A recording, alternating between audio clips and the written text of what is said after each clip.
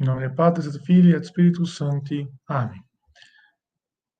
Ave Maria, gratia plena Dominus tecum, benedicta tui mulieribus et benedictus fructus ventris tui, Iesus. Santa Maria, Mater Dei, ora pro nobis peccatoribus, nunc et in hora mortis nostre. Amém.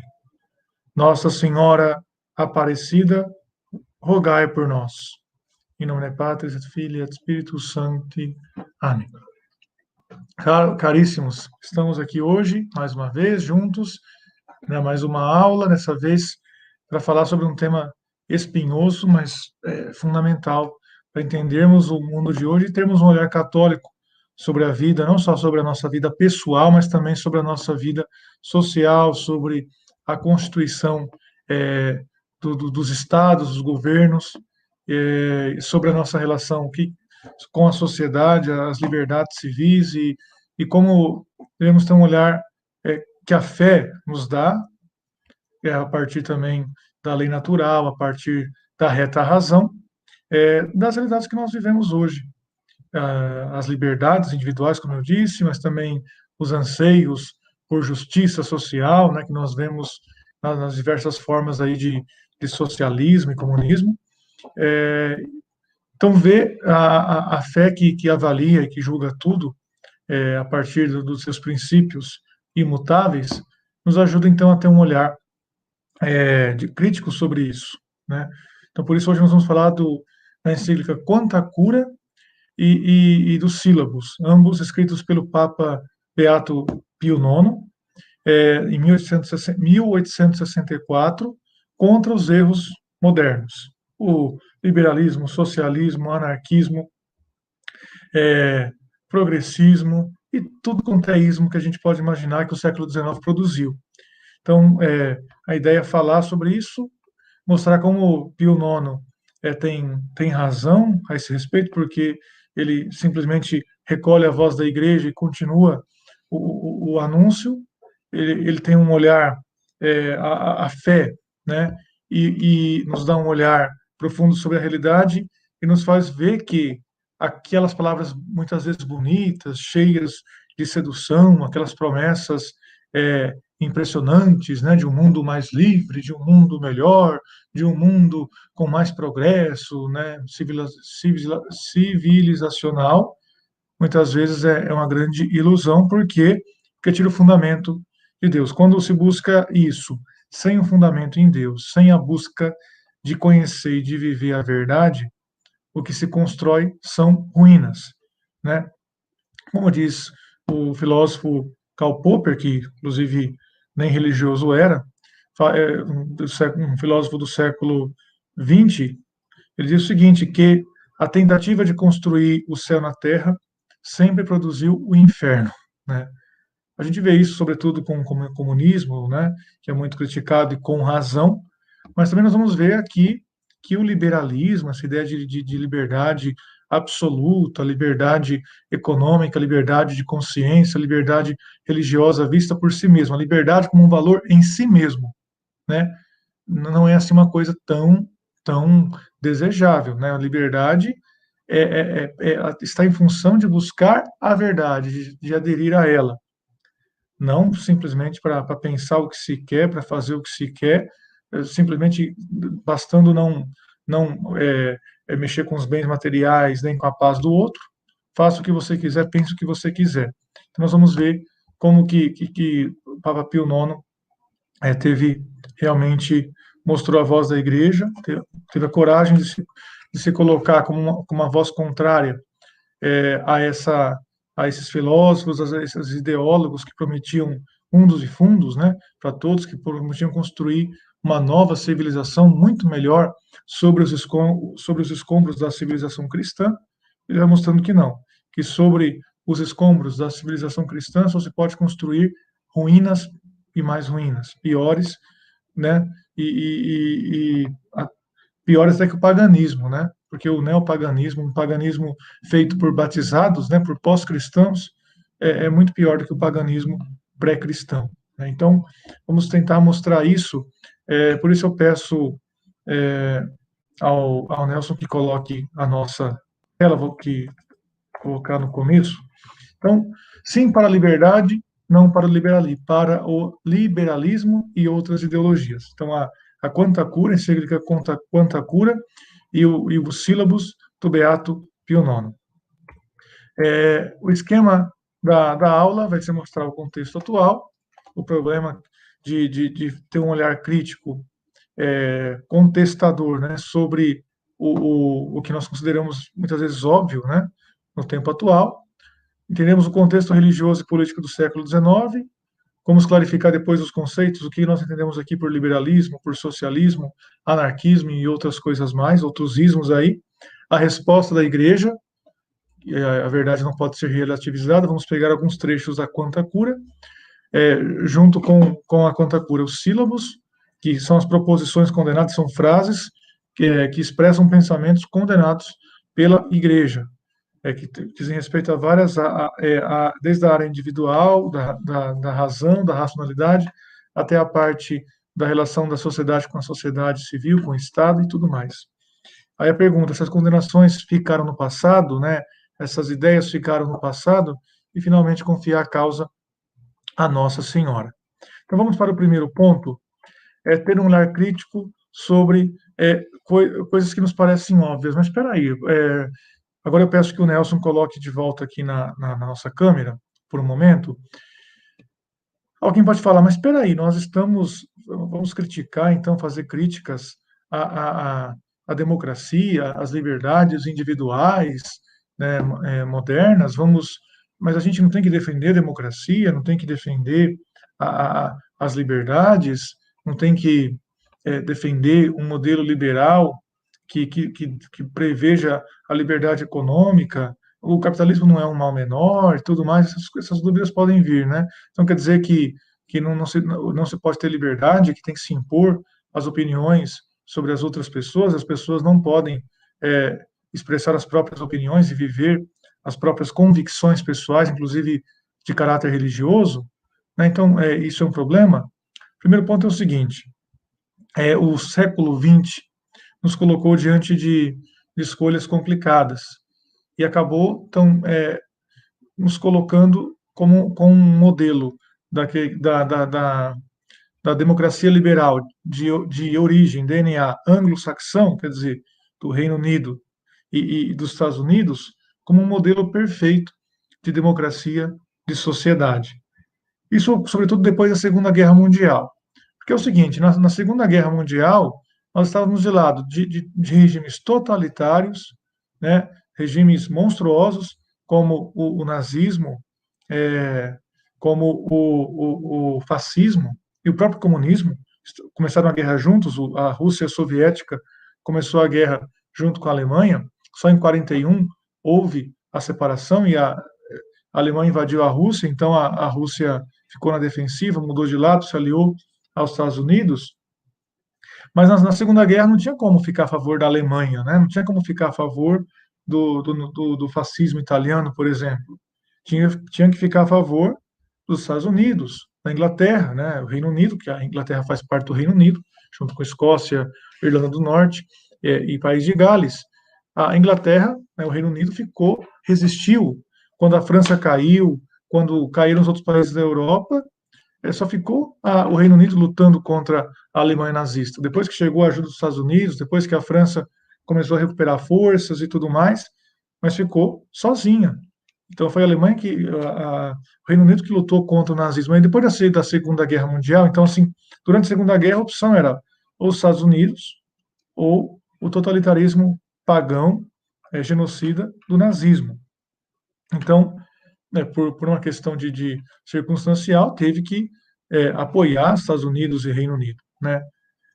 Depois, durante a Guerra Fria, de um lado tinha a, a, a Rússia soviética com a sua máquina de sangue, de revolução e de ódio anticristão, e do outro lado, de novo, as democracias liberais do Ocidente, Estados Unidos, Reino Unido, aí também a França com seus ideais, depois a Alemanha Ocidental também, com esse modelo democrático liberal, e aí, então, e do outro lado, tinha que ficar desse lado também, tinha que dar apoio para para esses países, né, não que concordasse com tudo com eles, mas tinha que dar apoio contra o comunismo. E agora, né, nós temos uma Guerra Fria é, renovada aí entre Estados Unidos e China, e vai ficar do lado de quem? Da China comunista, que persegue os cristãos, que persegue a verdade, que é uma máquina de produzir mortos, de produzir milhões e milhões de abortos, um país né, que com um regime mesmo desumano. Aí mas o nosso risco é assim, então o ideal de mundo, de sociedade que um católico deve buscar é o ideal norte-americano ou o ideal dos países da Europa, né? O modelo de governo, de regime da França, da Alemanha, né? Desses países. É isso que nós devemos buscar. Mas um católico deve buscar a doutrina social da Igreja, e o magistério da Igreja no século XIX é especialmente rico. Por quê? Porque já previa tudo que aconteceu depois no século XX, da realização dessas ideias, desses ismos, né? Liberalismo, o comunismo, tudo isso se realizou no século XX de uma forma bem forte. O magistério da Igreja já preveu, né? Já previu os problemas que viriam, as consequências negativas que viriam, né? Vamos pegar, por exemplo, a, a questão do laicismo, da mentalidade laicista secular, né? Isso tem a ver com uma visão antirreligiosa de sociedade, né? Porque se você não tem a religião como a referência moral para o Estado, então o Estado, no fundo, na prática, promove o ateísmo, promove o indiferentismo, promove um, um relativismo moral, não só o relativismo religioso, mas um relativismo moral. E aí nós vamos às consequências, né? Desagregação das famílias, desagregação é, da sociedade, relações pais e filhos, relações patrão e empregado. Nós vemos uma desagregação. Por quê? Porque o que me faz é, ter o fundamento de vida, de fazer o bem, de evitar o mal. Se eu não posso falar que Deus existe, eu não posso é, ter um princípio religioso claro de referência de vida, e se o Estado, na prática, promove a indiferença religiosa e o ateísmo, né? Então, são os problemas modernos. Pois bem, é um tema muito difícil, mas vamos tentando, então, começar rapidamente. Já demos essa introdução, e antes desse ponto, eu estava me esquecendo, é importante saber, a Segunda Guerra Mundial, a escolha estava bem clara, tinha que ficar desse lado. É, mas aí a gente começa então tem que perceber que os Estados Unidos, esse modelo liberal, não é o modelo que um católico deve buscar por si mesmo, né, como um modelo totalmente de acordo com a doutrina social da Igreja. Por exemplo, já é diferente na Primeira Guerra Mundial. Na Primeira Guerra Mundial nós tínhamos um regime, uma monarquia católica, e que realmente levava o catolicismo a sério, que foi destruída na Primeira Guerra Mundial. Falo aqui do Império Austro-Húngaro, que era um império governado pelos Habsburgo, uma família antiquíssima, né, uma família real da Europa, que governava o Império Austro-Húngaro, é, onde se tinha as diferenças entre os povos, porque tinha a Hungria e tinha alguns povos dos Balcãs ali. Existia a tolerância com relação aos que eram ortodoxos ou até muçulmanos, que faziam parte do território do Império. Eles não eram obrigados a ser católicos, evidentemente, mas a religião do imperador e a religião do Estado era a religião católica. Mas as pessoas, que alguém imagina assim, então quer dizer que vai ser obrigado a ser católico. Então, o Estado com a religião católica é um Estado que obriga as pessoas a serem católicas. Não, isso não é verdade. É um Estado que tem como referência moral de ação das suas leis, dos seus direcionamentos na fé católica, que promove, né, que honra a Deus, que reconhece a existência de Deus, que reconhece a verdade da religião católica e honra e protege a fé católica, né? As outras religiões são toleradas na medida em que são praticadas por outros cidadãos que fazem parte do império, mas a referência da sociedade, né, do Estado e da sociedade é a referência católica. Então, aí está um modelo e foi destruído, né? Foi destruído, foi picotado e venceu, então, os outros países que a Áustria-Hungria estava contra, né, os países vencedores. Enfim, mas só para ter uma noção, para ver que a coisa não é tão simples assim. Hoje a gente está num período assim de muita animação com os Estados Unidos, né? É, muitos católicos aí mais conservadores veem os Estados Unidos como a referência que nós devemos buscar, né? Mas não é assim. O católico que realmente leva, que considera a verdade, que vai tentar conhecer a história de verdade, não tem tanta empolgação, não deveria ao menos ter tanta empolgação assim com os Estados Unidos, né? Formado de de maçons, todos eles maçons, é, professavam, né? Todos eles frequentavam lojas, né? Os pais da pátria americana, nasceu com uma raiz bem anticatólica, que perdura, né, mesmo que a Igreja Católica tenha liberdade de ação nos Estados Unidos, enfim, mas aí é uma outra história. Eu só falo isso para pegar essas referências concretas que nós temos aí diante de nós, que estão no noticiário, para a gente ver que não devemos ser tão é, empolgados assim, para ter um olhar realmente que vai além, né, desse horizonte reduzido que muitas vezes é apresentado a nós. Pois bem, eu peço que o Nelson então volte para a tela, porque eu quero aqui ler aqui ficou pequeno, né? Porque por causa do espaço, senão ia ter que colocar muito slide. Mas para dizer o seguinte, a democracia liberal anglo-saxã é o modelo buscado, né, pelo Ocidente. Os países da América Latina querem ser igual, né? Esse modelo pior quando quer ser comunista, né? Aí é pior, infelizmente. Mas também o modelo liberal anglo-saxão, quer dizer, americano e inglês, né? De origem britânica e americana, não é também o ideal católico. Essa citação de Leão XIII nos mostra uma explicação da realeza social de Nosso Senhor Jesus Cristo, conforme se buscava viver nos tempos de cristandade, na Idade Média, né? E ele fala o seguinte: tempo houve, essa é uma encíclica de Leão XIII, do Papa Leão XIII, que foi Papa de 1878 a 1903, a encíclica Immortale Dei, sobre a Constituição Civil, Constituição Cristã dos Estados, de 1º de novembro de 1885. E ele fala que tempo houve em que a filosofia do Evangelho governava os estados. Nessa época, a influência da sabedoria cristã e a sua virtude divina penetravam as leis, as instituições e os costumes dos povos, todas as categorias e todas as relações da sociedade civil.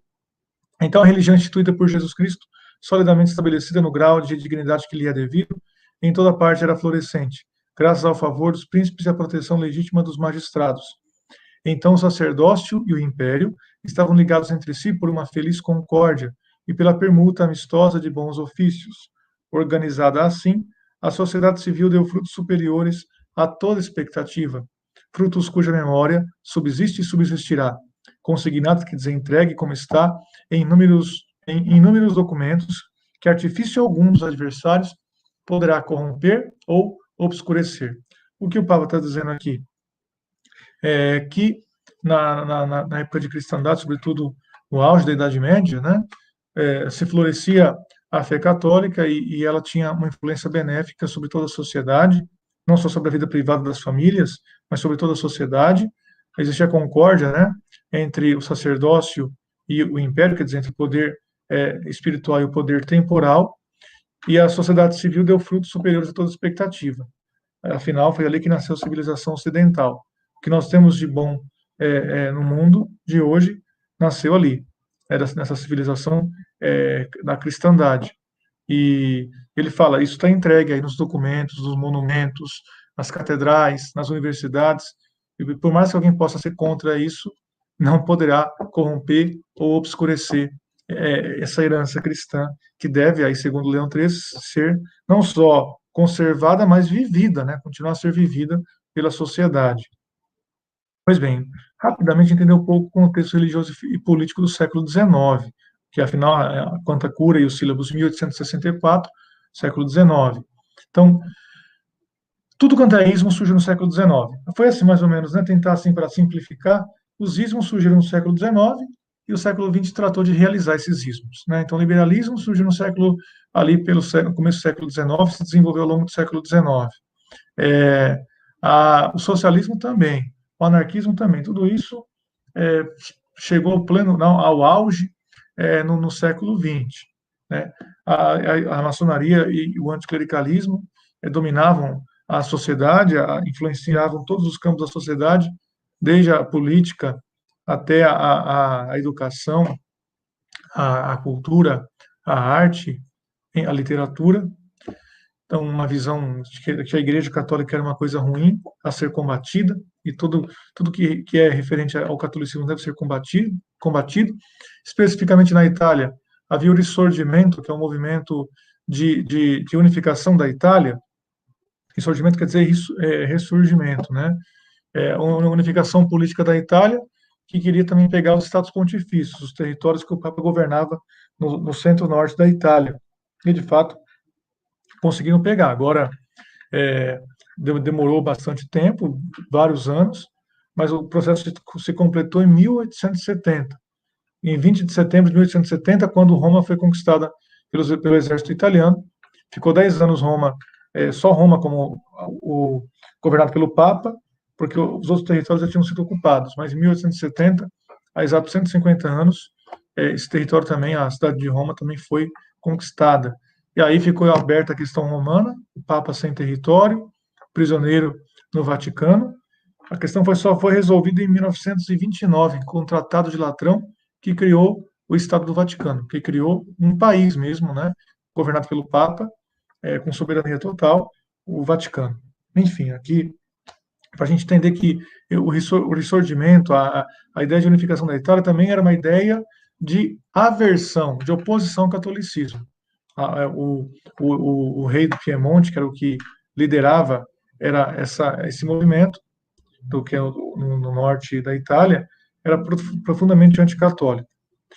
A ideia também de dominar, o Estado dominar a igreja, não só haver separação de Estado e igreja, mas na prática é o Estado dominar a igreja. Tentativa, por exemplo, de suprimir as ordens religiosas. Aconteceu isso no Brasil também. O imperador, Dom Pedro II, suprimiu ordens contemplativas, não permitiu que essas ordens formassem novos membros, tivessem noviços e tudo mais. Assim, o imperador, né, existia na época ainda a união entre igreja e Estado, mas o imperador começou a querer ter um domínio muito grande sobre a igreja e legislar, né? E decidir sobre ela. Então, aqui no Brasil também tivemos esse problema no século XIX. O Estado quis pegar para si a educação, não tendo mais, não querendo que a igreja tivesse influência, né, sobre a educação de jovens e crianças. E destaca-se no século XIX o pontificado do Beato Pio IX, um papa muito caluniado, muito incompreendido também dentro da igreja, entre os católicos.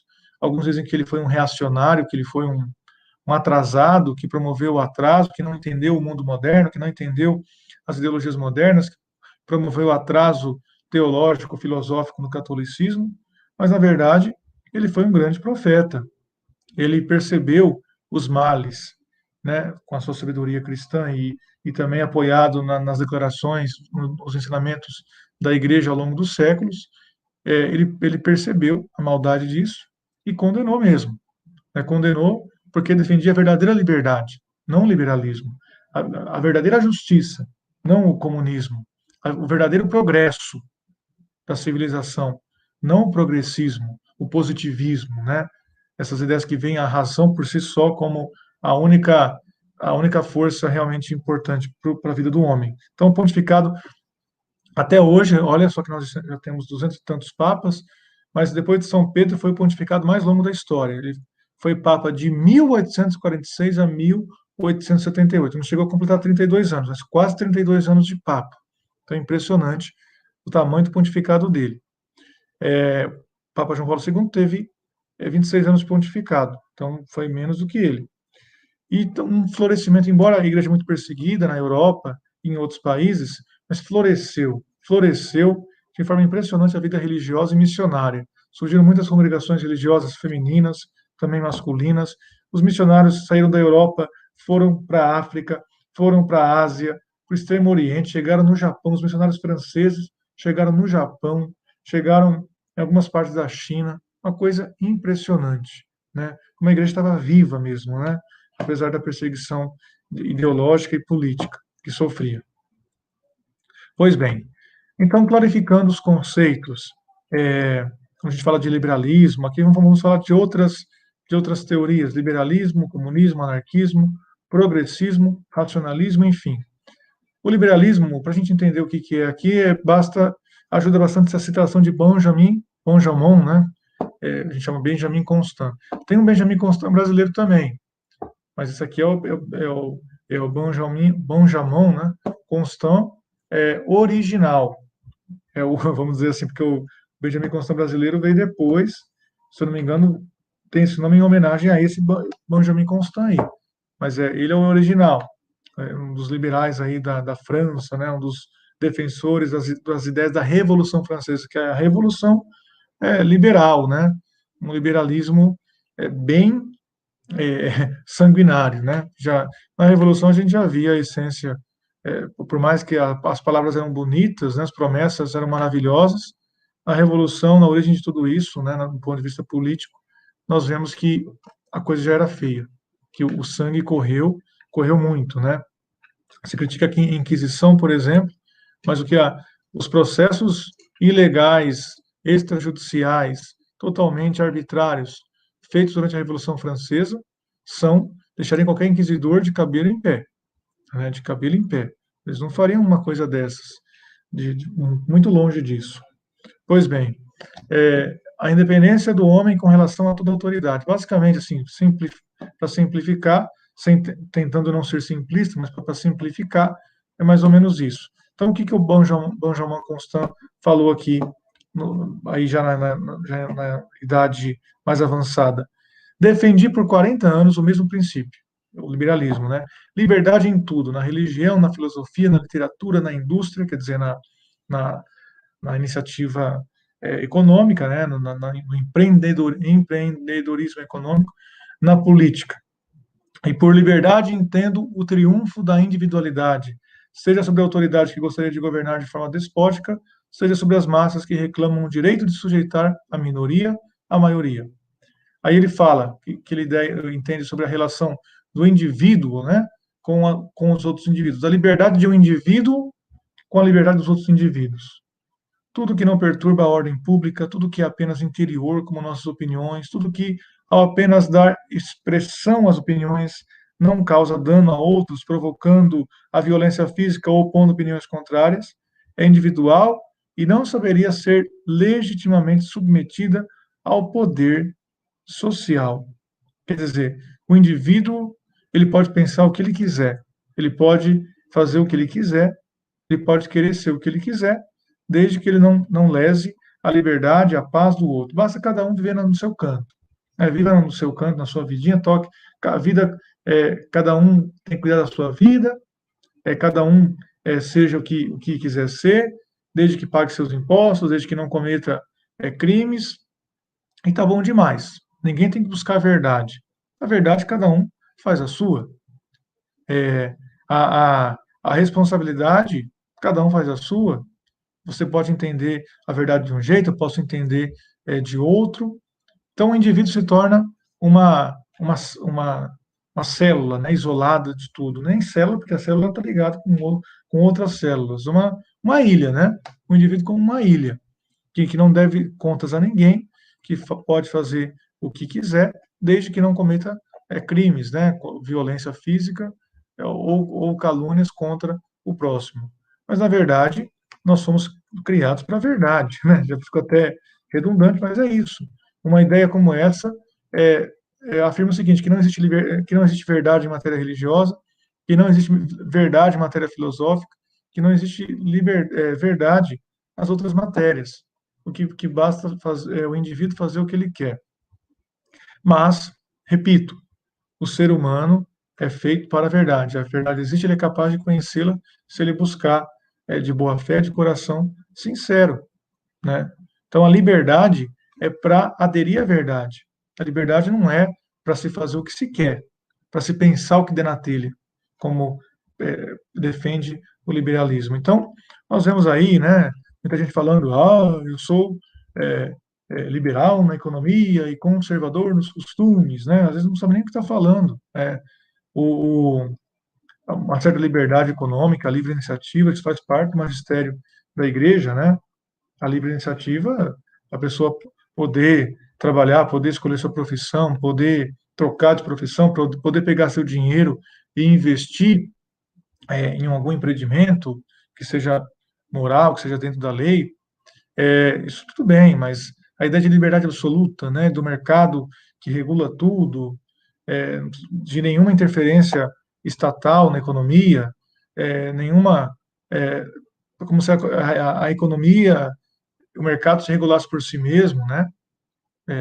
Essa ideia não é correta, né? Não precisa defender o comunismo, o controle do Estado sobre a economia, que também está errado. Mas não podemos aceitar assim, eu aceito o liberalismo econômico, mas sou conservador nos costumes e está tudo bem por aí. Não, né, não é bem assim. Até porque o liberalismo também trata a questão econômica sem estar ligado à questão moral. Por exemplo, se um cassino vai dar muito dinheiro, se um prostíbulo tem capacidade de aquecer a economia de um local, por que não fazer? O cassino, o prostíbulo, o que seja, porque o que importa é ganhar dinheiro, o que importa é o mercado, né? Está aquecido, mas aí tem que saber que existe a verdade, que existe o certo e o errado, e o liberalismo, né, não leva isso em conta, ao menos o liberalismo clássico, né? Que aí tem várias escolas aí liberais. Pois bem, e o comunismo, a ideia de que o Estado controla a economia, que uma igualdade realizada entre os indivíduos, né, uma igualdade é, econômica de condições totais, a planificação da economia que se fala, né, um Estado que não tenha religião, que não precisa de religião, porque a religião é simplesmente a criação para justificar o regime opressor. Se não tem mais opressão, se não tem mais opressão do homem pelo homem, que é o que o comunismo promete, não precisa de religião. Na prática é bem diferente. A ideia do anarquismo, a ideia de nenhuma autoridade, né?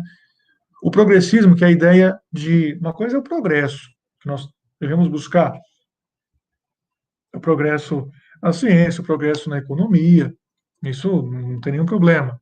Mas o que a igreja condenou aqui, Pio IX, na Quanta Cura, nos sílabos condenou, essa a ideia progressista, a ideia de que o que é novo necessariamente é melhor, que a civilização atual é superior à civilização antiga. O clássico disso é o Auguste Comte, é um filósofo francês que falava o seguinte, olha, o pai do positivismo, né? Antigamente, o homem precisava da religião para justificar a existência das coisas, para se justificar no mundo. Agora, com a ciência, com o triunfo da ciência e da razão, não precisa mais da religião. O que ele precisa da razão, de florescer a sua razão, e ele não vai precisar mais de ter práticas religiosas, né? Porque nós estamos numa fase superior da sociedade. Inclusive, é o lema do positivismo, ordem e progresso, que entrou na bandeira republicana, na bandeira atual do Brasil, né? Colocou lá o círculo azul com a faixa branca, ordem e progresso, que é o lema do positivismo. E o racionalismo, a ideia de que só a razão, por si mesma, dá todas as respostas, atende a todas as necessidades, a todos os anseios humanos. Tudo que vai para além da razão natural não existe ou não tem importância. Então, mais ou menos isso, o século XIX, uma confusão. O século XIX, o século da confusão, né? E o século XX foi o século que se colheu, né? E agora o século XXI também, tentando refazer, né? Reconstruir em cima das ruínas, né? Que esses séculos em matéria ideológica, filosófica e religiosa produziram. Pois bem, a resposta da igreja é: a verdade não pode ser relativizada. Para resumir, a ideia da Quanta Cura. Quanta Cura, a encíclica, foi promulgada pelo Papa Pio IX em 8 de dezembro de 1864, 20 anos depois da promulgação do dogma da Imaculada Conceição.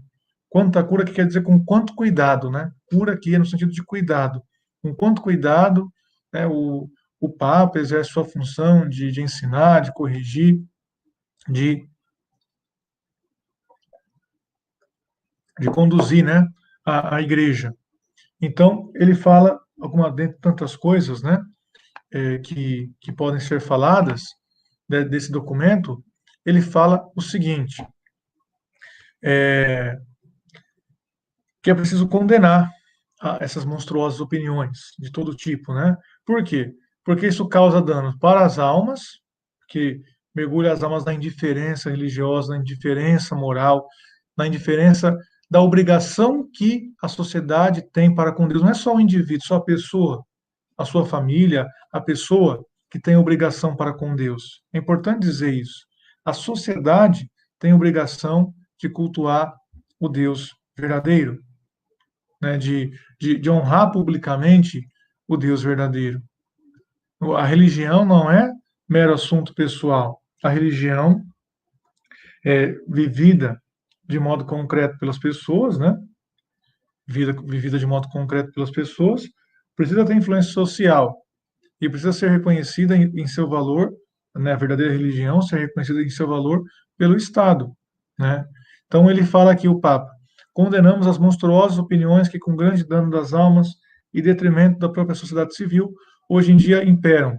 Erros que não só tratam de arruinar a Igreja Católica, com sua saudável doutrina e seus direitos sacrossantos, mas também a própria eterna lei natural, gravada por Deus em todos os corações e ainda a reta razão. Quer dizer, fala, olha, tirando Deus, tirando a verdade como um critério de vivência em sociedade, como critério para formular as leis, para ver quais leis são justas ou injustas, quais decisões tomar, a verdade, a religião devem ser referências. Senão, não é só a religião, a parte espiritual que é prejudicada, também é prejudicada a, a, a lei natural fica menos evidente nos corações dos humanos e também a sociedade fica arruinada, né? Basta ver com a mentalidade é, divorcista, né? A mentalidade de relativismo moral, de que se tem que buscar o prazer simplesmente sem o vínculo do matrimônio, sem a responsabilidade matrimonial, né? Quantas crianças crescem longe de seus pais, né? Quantas crianças é, crescem sem uma referência clara de família, né? Quantos jovens não entendem o valor da correção, da honra, né? Da palavra dada que tem que ser cumprida, da responsabilidade de fazer bem feito o trabalho, de se preparar bem para a vida, de estudar com cuidado e de conduzir bem as próprias decisões. Quer dizer, a sociedade civil fica arruinada, né? Com uma mentalidade hedonista, onde se busca o prazer pelo prazer e onde não se sabe o objetivo central da vida social e nem da vida pessoal, né? A pessoa é, servir a Deus, conhecer a Deus, amar a Deus, para um dia ir para o céu. A sociedade favorecer isso, né? Ter uma ligação, um vínculo social que favoreça, né, as leis, os costumes, a cultura, que favoreçam para que cada pessoa cresça, né? Cresça e realize o seu fim eterno. Que os países não têm finalidade eterna, né? A sociedade não tem na França, não tem o Brasil lá no céu, na vida eterna. Mas cada nação tem que se realizar aqui na Terra em vista de favorecer, né, em todo o seu conjunto, não só o Estado, mas a cultura, a literatura de modo geral, né, a, as leis, os costumes, para favorecer que as pessoas cresçam na vida espiritual. Depois, já no final da Quanta Cura, ele fala: ensinai que os reinos, fala para os bispos, né? Ensinar que os reinos subsistem, apoiados no fundamento da fé católica, que nada há tão mortífero e tão perto do precipício, tão exposto a todos os perigos, como pensar que, podendo bastar-nos a nós mesmos pelo livre-arbítrio recebido a nós ser, por isso, nada mais temos de pedir a Deus. Quer dizer, a ideia de que o ser humano por si mesmo, com seu livre-arbítrio, consegue decidir a sua vida, sem ter a referência à lei eterna, à lei de Deus, ensinada e transmitida pela igreja. Um homem por si mesmo. No fim, é o lema diabólico, né? Não serve, né? Não servirei, eu não dependo de ninguém, eu não dependo de lei moral alguma, eu não dependo de lei religiosa alguma, eu quero fazer do meu jeito. No fim, é isso, né? Quando a sociedade e as pessoas escolhem um caminho de um laicismo, de um ateísmo disfarçado de liberdade religiosa e de opinião. Peço que o Nelson volte para a câmera, para depois voltarmos para a tela. Pois bem, então aqui a nossa caminhada vai avançando. Eu gostaria de falar agora dos sílabos, porque é o seguinte: a Quanta Cura é a encíclica, onde se fala, gente, cuidado, né? Basicamente isso que o Papa fala, Pio IX. Sem querer ser o estraga-prazeres, mas alertando, cuidado, vocês estão indo por esse lado, mas ó, uma sociedade que não reconhece Deus, que não reconhece, é, que não a religião verdadeira, isso aqui existe por causa do cristianismo, da Igreja Católica, que trouxe, né, ao mundo que transmite ao mundo a verdade de Cristo, uma sociedade que não se constrói sobre Deus, sobre os valores eternos, não se realiza de verdade nem naquilo que lhe é específico, que é aquilo, a dimensão temporal, terrena, né? A vida social fica desagregada, a vida familiar fica desestruturada, a vida econômica pode ter um progresso material, mas marcado por por outros danos, né? Que existem inevitavelmente. Então agora falar um pouco os sílabos, então, segue, está na sequência da encíclica Quanta Cura. Peço, então, que o Nelson volte para a, a, a tela. Os sílabos, sílabos quer dizer é, resumo, né? Compêndio, contendo os principais erros de nossa época. Ele é um ajuntamento de frases condenadas pela igreja, de proposições, de ideias condenadas pela igreja. É uma forma de clarificar, de chegar no fiel comum, né? E falar, não, olha, essa ideia está errada. Ela parece bonitinha, ela parece legalzinha, mas ela não faz bem. Ela está errada. Então é uma forma de chegar nas pessoas concretas, né? Que às vezes não vão ler um documento assim complexo, pontifício. Então essas frases deixam claros os problemas. Então são 80 proposições condenadas que estão nos sílabos, 80 frases, 80 teses, né? Condenadas, e estão, então, divididas em 9 capítulos. Um capítulo sobre as ideias religiosas e o racionalismo, né, o primeiro e o segundo capítulo.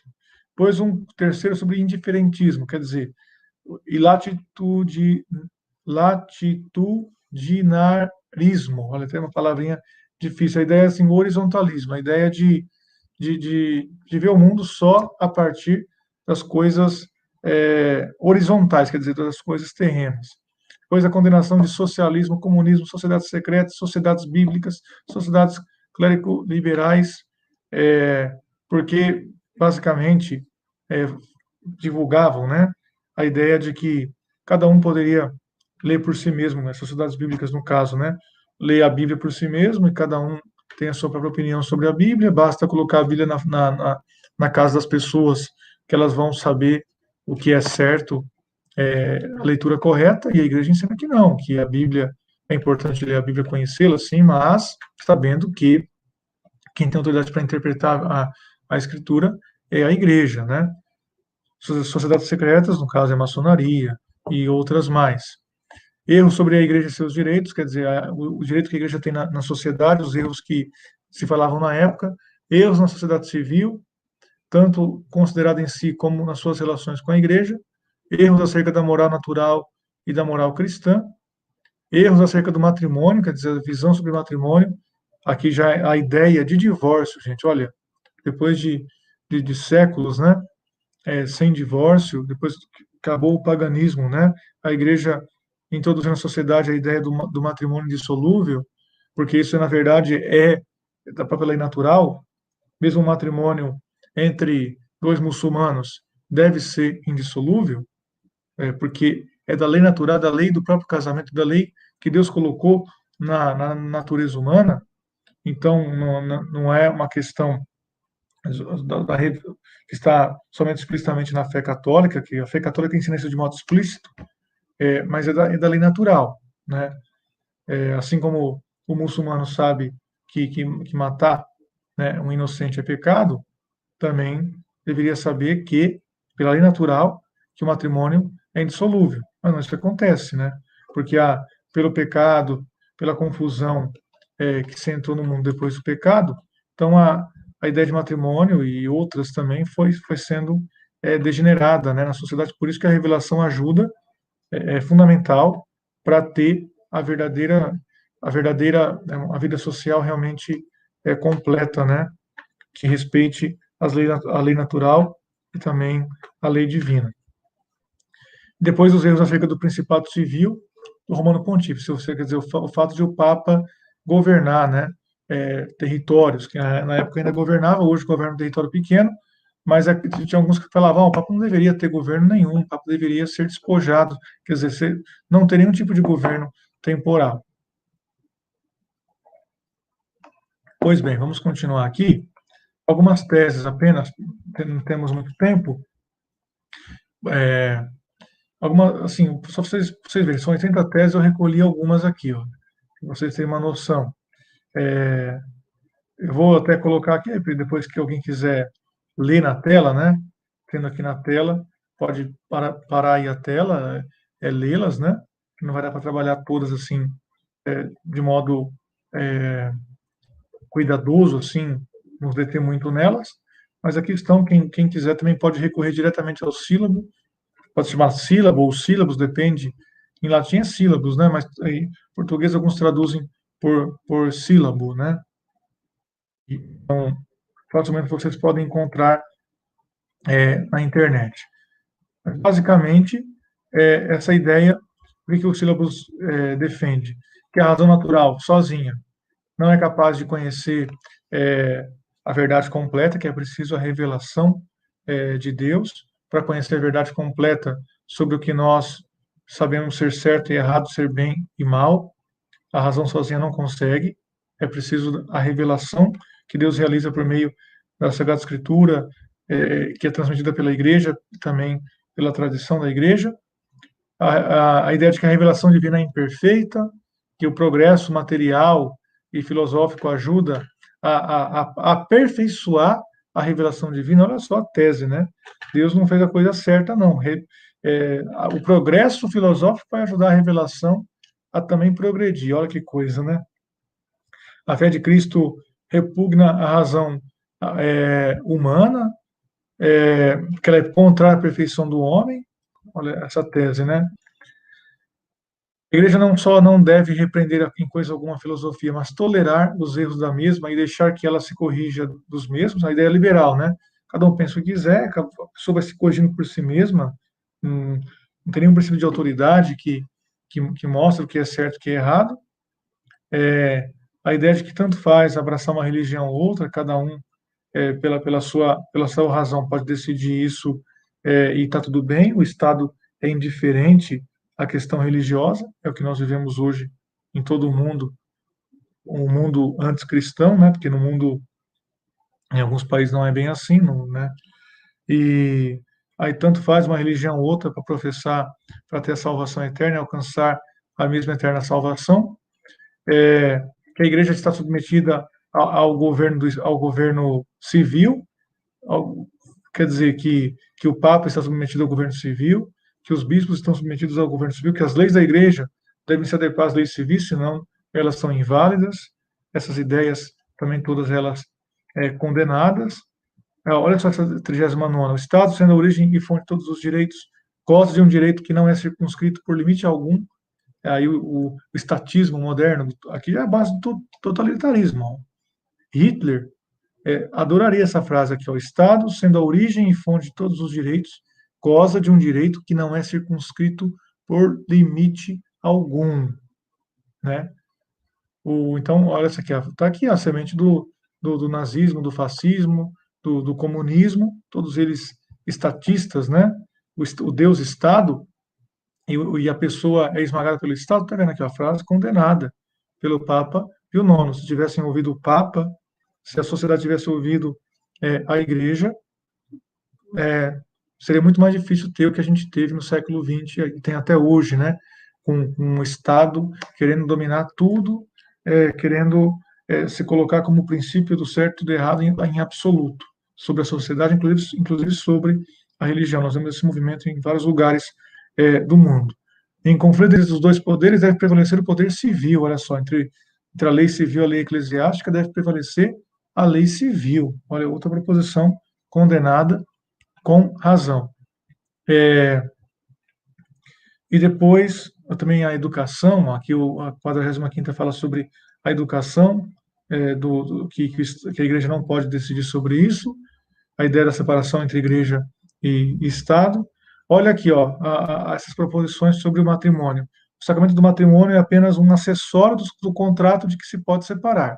E o mesmo sacramento consiste tão somente na bênção nupcial.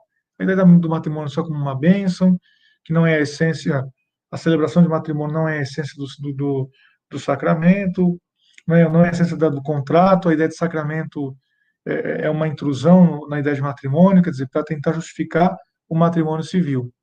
Pelo direito natural, o vínculo matrimonial não é indissolúvel, olha só. E, em muitos casos, pode a autoridade sancionar o divórcio propriamente dito. Pois bem, começou lá nos países anglo-saxões, né? Começou no Reino Unido, Estados Unidos, o divórcio, e depois avançou para todos os países. França, né? Chegou a Alemanha, depois chegou na Itália, depois chegou na Espanha, Portugal, atravessou aqui para a América Latina também, tá aí, ó, né? E hoje, mesmo os conservadores, ou os que se dizem conservadores, aceitam o divórcio na lei civil, como se fosse uma coisa absolutamente normal, né? Não, na igreja é indissolúvel, mas no civil tem o divórcio. Sim, tem o divórcio, mas quem é católico e procura ver com coerência a sua fé, sabe que o Estado não deveria permitir o divórcio. Não é só uma questão de leis, né? É uma questão de todo o tecido social favorecer a verdade, né? Se, por exemplo, hoje no Brasil fosse revogar a lei do divórcio, teria uma revolta geral, porque a sociedade já foi penetrada por um ideal liberal, hedonista, e agora, só a partir de uma grande renovação espiritual, humana e cultural, se pode reverter esse quadro. Não é só uma questão de lei, né? De mudar a lei, mas de vivermos a fé, de produzirmos, né, uma cultura realmente católica, né, realmente embasada na fé católica, que possa, aos poucos, mudar a sociedade, né? E para que ela volte a funcionar seguindo a lei natural e a lei divina. Pois bem. E depois a 80ª proposição, o Pontífice Romano pode e deve conciliar-se e transigir com o progresso, com o liberalismo e com a civilização moderna. Essa proposição é uma das mais polêmicas dos sílabos, né? O sílabus tido como uma coisa tenebrosa, né? Reacionária, contra o progresso, mas aqui quando fala essa proposição é errada, quer dizer, o Papa deveria se conciliar com o progresso, com o liberalismo e com a civilização moderna, por que é errado isso?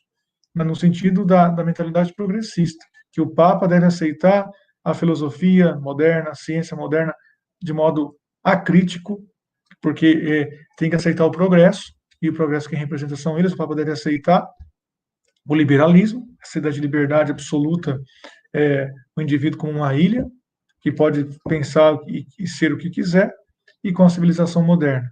A civilização moderna aqui entendida como esse mundo secularizado, um mundo, a visão secular de mundo, a visão em que a religião e a verdade não estão dentro. Não é a civilização moderna contra a indústria, contra o progresso material, mas contra uma questão aqui filosófica e de princípios doutrinais e morais que vão contra a verdade que a igreja sempre ensinou. Então, nesse sentido, o Papa não pode se conciliar com a civilização moderna, porque senão estaria se conciliando com o erro, né? Então, Mas alguém pode perguntar, o Papa Pio IX então era reacionário? Não.